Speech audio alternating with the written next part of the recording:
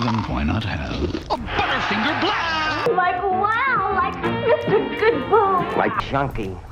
What a chunk of chocolate. Remember those days when candy bars were the ultimate treat? What if you could taste those nostalgic flavors again? In the 1970s, candy bars were more than just sweets. They were icons of indulgence. Join us as we journey through time to rediscover 20 famous candy bars from the 1970s we want back. Better. Butterfinger's better. It's a better Butterfinger. It's a crispier, crunchier Butterfinger bar. Butterfinger, the crunchy peanut buttery treat, first appeared in the 1930s but really became popular in the 70s. Imagine a crispy center of flaky orange-colored peanut butter covered in a layer of milk chocolate. It became a favorite for lunchboxes and movie snacks.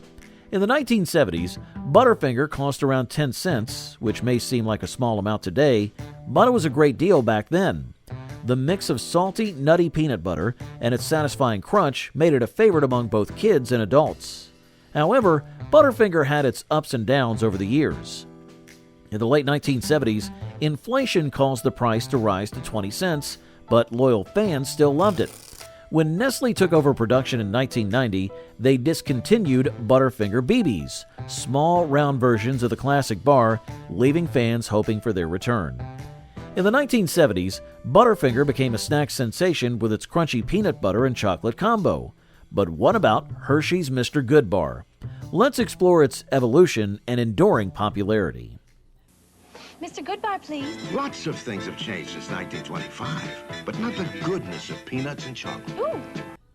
Hershey's Mr. Good bar has been a beloved candy bar since it was first introduced in 1925. It offers a simple yet satisfying combination of crunchy peanuts and creamy milk chocolate. The yellow packaging with bold red text made it easy to spot on store shelves. During the Great Depression, when Hershey's sales declined, they smartly marketed Mr. Good Bar as a tasty lunch. The protein-rich peanuts were a big selling point, and the price was affordable, 2 bars for 5 cents. It was a budget-friendly treat that provided quick energy, making it popular among hungry people. Over the years, Mr. Good Bar's recipe changed. In 1995, more peanuts were added for extra crunch. In 2008, Hershey made a controversial change by replacing cocoa butter with cheaper oil substitutes. This meant it could no longer be legally called milk chocolate, but fans have stayed loyal to this classic treat. Known for its silver wrapper and white fudge coating, this candy bar has been a unique treat for those seeking something different. Introduced in 1920, it features a mix of caramel, peanuts, and almond nougat encased in white chocolate fudge. Its white exterior made it stand out among other candy bars, becoming its signature look. Beyond its taste, the Zero Bar's appeal extended to its practicality. The white fudge coating melted at a higher temperature than brown chocolates, making it ideal for vending machines in the pre-air conditioning South during hot summers. The Zero Bar is somewhat like Snickers, but with a twist. It's white instead of dark brown. Originally launched as the Double Zero Bar in 1920 by Hollywood Brands, it was renamed Zero in 1934. Today, you can still enjoy this century-old treat in various sizes, including the traditional 1.85-ounce bar and a king-size version. What more could a mother want? I want a Clark bar. A Clark bar. There's a real hunk of candy. First introduced in 1917 by Irish immigrant David L. Clark, it was a groundbreaking creation in the candy industry. It tastes like a crispy peanut butter and spun taffy core, originally featuring a caramel center, all encased in milk chocolate. It was the first American combination candy bar to achieve success nationwide. During World War I, Clark bars were individually wrapped to make them easy to send to troops. After the war, they became a national sensation, inspiring other manufacturers to create similar combo bars. The small double bars were especially popular, and during World War II, the company shipped an impressive 1.5 million bars each day to the armed forces. When labor strikes threatened production, the government deemed it essential for the war effort. Over time, the recipe changed. In 1965, they increased the peanut butter content for better flavor. In the 80s, they removed the caramel center to extend shelf life.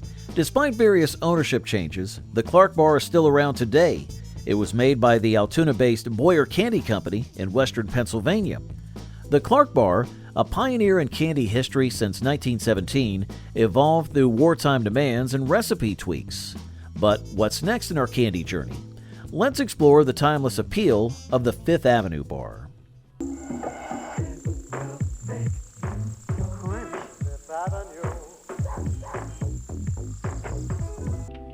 The Fifth Avenue bar, introduced in 1936, is a delightful blend of crunchy peanut butter and rich milk chocolate.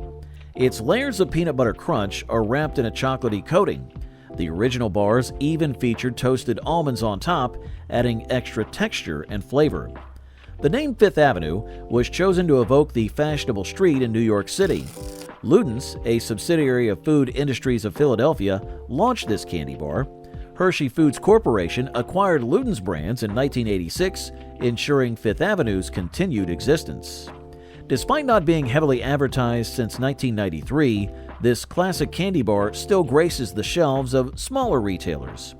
Interestingly, it was a favorite of H. Clay Earls, founder of Virginia's Martinsville Speedway, and was the sole concession candy at the track until his passing in 1999. Chunky, yes, that's right. Give me a flavor everyone loves. Delicious chocolate. Give me a shape and one that isn't thin. Chunky. The Chunky candy bar was unique with its square shape. Unlike the usual rectangular ones, it had a thick, chunky piece of milk chocolate filled with roasted peanuts and juicy raisins. It was a flavorful mosaic you could hold. Created in the late 1930s by New York City candy maker Philip Silverstein, the original Chunky included milk chocolate, raisins, cashews, and Brazil nuts. When Nestle acquired the brand in 1984, they simplified the recipe to just milk chocolate, raisins, and peanuts. In the 50s, a Chunky bar cost only 5 cents, with a smaller version called the Chunky Cutie available for 2 cents. By 2024, the average price for a Chunky is about $1.50, offering a nostalgic treat. Chunky's advertisements were memorable. A 1970s commercial featured a boy with his father declaring Chunky was thicker, a slogan that remained popular into the 1980s. Other catchy slogans included Chunky, what a chunk o' chocolate, and Open Wide for Chunky. More than a mouthful.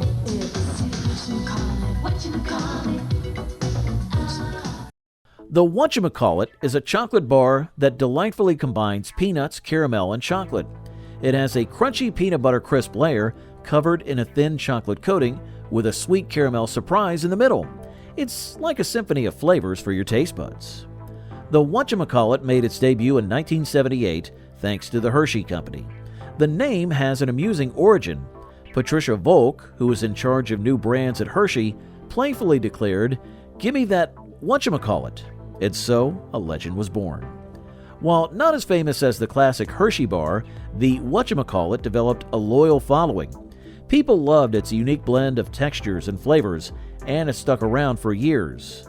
Originally, the bar featured a milk chocolate exterior, a peanut crisp interior flavored with peanut butter, and a gooey layer of caramel.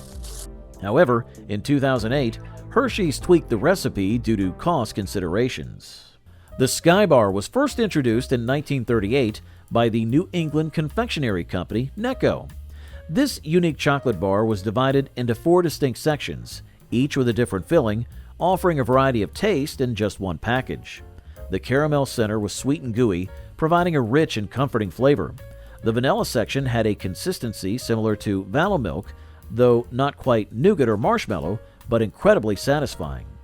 The peanut section featured a peanut-flavored caramel, offering a delightful twist, while the fudge section served as the grand finale with its rich parfait-like texture.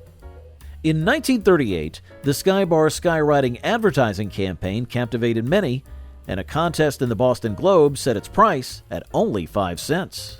Over the years, the fillings changed, but by 2001, they were caramel, vanilla, peanut, and fudge. After Necco closed in 2018, Louise Mulhenny, owner of Duck Soup, revived the Sky Bar in 2019. Today, it's available online and at Duck Soup's store in Sudbury, Massachusetts. In 1938, The Sky Bar revolutionized candy with its unique sections of caramel, vanilla, peanut, and fudge. But what happened to other iconic candy bars like the Marathon Bar? Let's explore its delicious journey next. You can't eat a Marathon candy bar fast, Quick Claude. It lasts a good long time. In 1973, the Mars Candy Company introduced the Marathon Bar, which quickly became a popular treat in American culture. The bar was an impressive 8 inches long, braided with chocolatey caramel, and wrapped in a bright red package.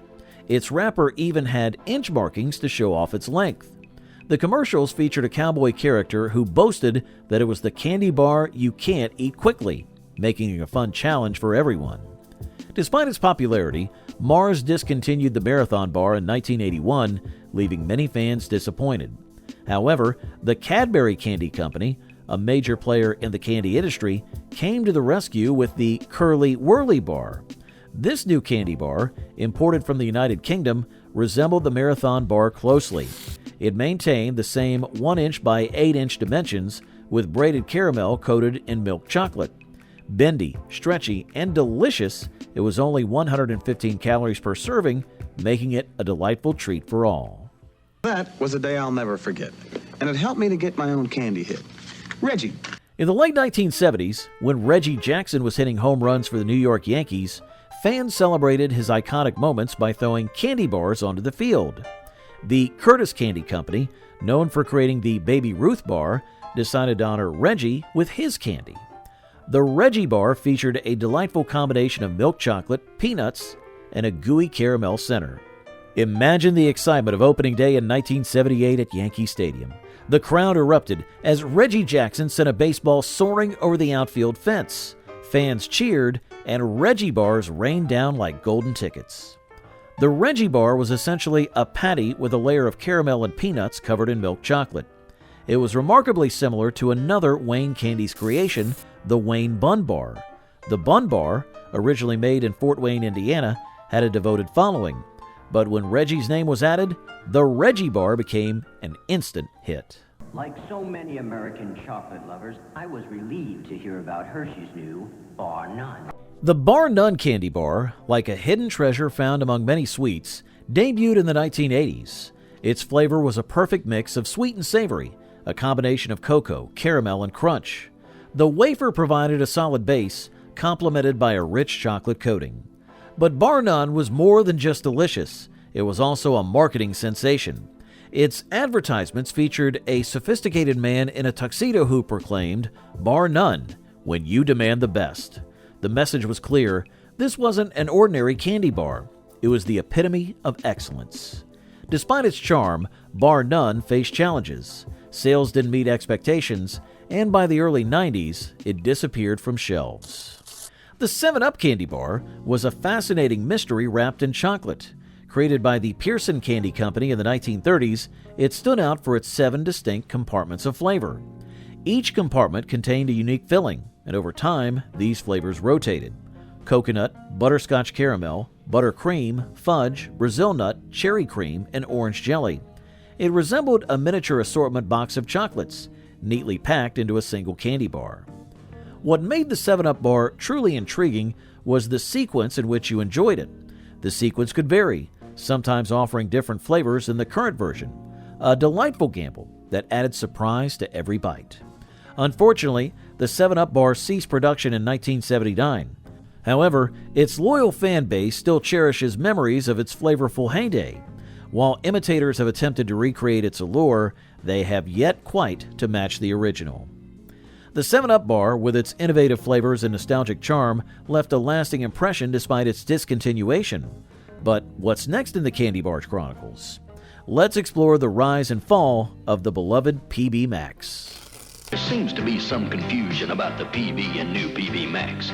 It don't stand for Piggy Banks Platinum Blonde. The PB Max candy bar, introduced in the late 80s, combined nostalgia with delightful flavors.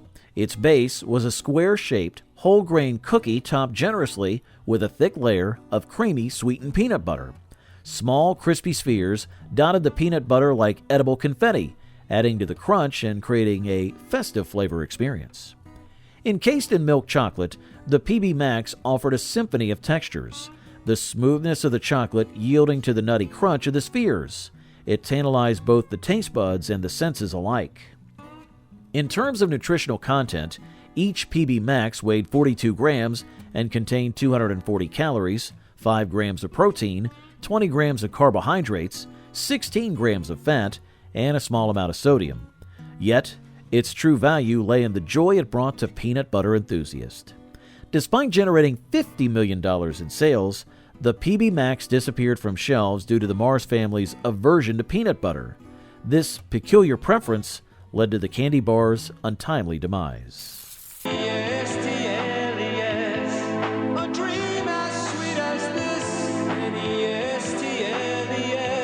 The Nestle Alpine White was an unusual creation, a chocolate bar made of white chocolate and almonds, elegantly wrapped in packaging. It debuted in 1986, aiming to become the latest sensation in Europe. Nestle spared no expense on its Alpine White commercial. Slow-motion scenes depicted people dressed in pristine white attire, skating on ice rinks, and swinging against snow-covered mountains. A background singer serenaded about the smooth, ivory-colored chocolate. However, despite the grandeur, Alpine White quietly disappeared after a few years. In 2018, Nestle sold its American candy division to Ferrero, parting with beloved treats such as Butterfinger and Crunch. Alpine White joined the list of discontinued favorites. Michael? Yeah? You better not touch my Forever Yours. What's a Forever Yours? It's a new kind of sundae from the people who make Dove Bar. It's very special, and it's mine. Forever Yours, originally introduced in 1936, offered a unique twist on the classic Milky Way bar by incorporating dark chocolate. It has a creamy vanilla nougat center and chewy golden caramel, all covered in a rich dark chocolate coating. This blend of sweet and slightly bitter flavors quickly became a favorite among candy enthusiasts until it disappeared from shelves in 1979. Despite its absence, the craving for its distinctive combination of dark chocolate, vanilla, and caramel lingered among fans. Their longing was finally answered in 2017 when Mars decided to revive the bar under a new name and packaging, Milky Way Midnight Dark. This triumphant return brought back the beloved formula that had been cherished for decades, now available in select stores. The comeback of Milky Way Midnight Dark not only satisfies nostalgic cravings, but also reintroduces younger generations to a taste that defines simpler times. You can't hurry through Wig-Wag, because Wig-Wag is made with Macintosh's caramel. In the 70s, the Wig-Wag bar emerged as a beloved treat for candy enthusiasts. Created by Macintoshes in Canada, this chocolate marvel featured 3 flats intertwined serpentine strings of chocolate-coated caramel. Its texture offered a delightful chewiness, delivering a sweet sensation with each bite. During its heyday, the Wig-Wag bar gained immense popularity, captivating candy lovers across Canada and beyond. It was not only a tasty indulgence, but also affordable, making it accessible to many. However, like a passing trend, the Wig-Wag bar disappeared from shelves after its short-lived fame, leaving fans yearning for its caramel twists. Interestingly, the bar had a transatlantic cousin known as the Curly Whirly, introduced by Cadbury in the UK around the same time. In North America, it was also marketed as the Marathon bar, sharing the same irresistible combination of chocolate and caramel that made it a favorite among sweet enthusiasts on both sides of the Atlantic. In the 1970s, the Wig-Wag bar delighted candy lovers with its chewy caramel and chocolate. But did you know another powerhouse candy, the Powerhouse bar, aimed for both taste and nutrition? Let's explore its rise and fall.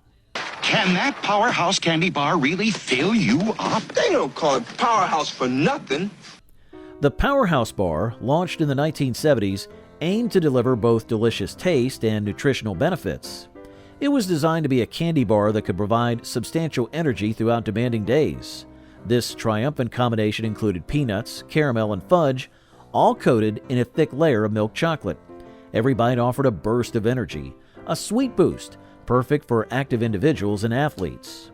The marketing of the Powerhouse bar was ahead of its time, positioning itself as a high-protein, high-energy snack similar to today's protein bars.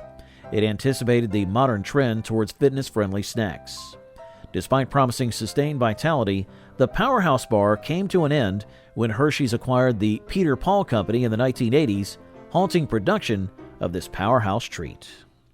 The Hollywood Candy Company, also known as Hollywood Brands, was an American confectionery company established in 1912 by Frank Martaccio in Hollywood, Carver County, Minnesota. It gained renown for its distinct candy bars, with one standout being the Hollywood Candy Bar. The Hollywood Candy Bar boasted a rich blend of flavors. Encased in dark chocolate, it combined layers of chewy caramel, soft nougat, and crunchy peanuts. The result was a treat that tantalized taste buds with its harmonious cocoa mix, caramel sweetness, and nutty textures. During its prime, the candy bar enjoyed widespread popularity. Its appeal lay not only in its delectable taste, but also in its affordability. While the Hershey bar cost 5 cents, the Hollywood Candy Bar was priced at just 3 cents in 1955, making it a budget-friendly indulgence for many. Despite its success, the company faced challenges. In 1938, Hollywood Candy Company relocated to Centralia, Illinois, where it embraced unique marketing strategies, such as a car painted to resemble its Zero candy bar wrapper. However, a devastating fire in 1980 destroyed their Centralia plant, marking the end of Hollywood Candy Company's era of confectionery innovation and charm. Milkshake! Milkshake! Now made into a candy bar! The Milkshake Candy Bar was a sensation that briefly graced candy aisles and delighted taste buds. Originating in the 1920s, its name came from its ingredients, which combined to replicate the flavor of a classic chocolate malt milkshake. Frank Martaccio, head of the F.A. Martaccio Macaroni Company, while seeking replacement machines for his pasta production, he acquired the Pratt & Langhoff Candy Factory. Embracing this new venture, he established the Hollywood Candy Company, named after its location in Hollywood, Minnesota. In 1927, Martaccio's innovative team developed the Milkshake Candy Bar, setting it apart with its lighter, fluffier malted nougat, a technique inspired by a neighboring candy company. This unique feature caught the attention of Mars Incorporated, who later adopted it for their Milky Way bars. Martaccio's serendipitous foray into candy making thus left a lasting mark on the confectionery industry. The Milkshake Bar quickly gained popularity across the U.S., but eventually faded from shelves like a passing trend. By the 1970s, it was discontinued, leaving its fans disappointed. From the fleeting fame of the Milkshake Candy Bar in the 1920s, we see how taste can evolve over decades. But what about the Caravelle Bar of the 1970s? Let's explore its rise and sudden disappearance.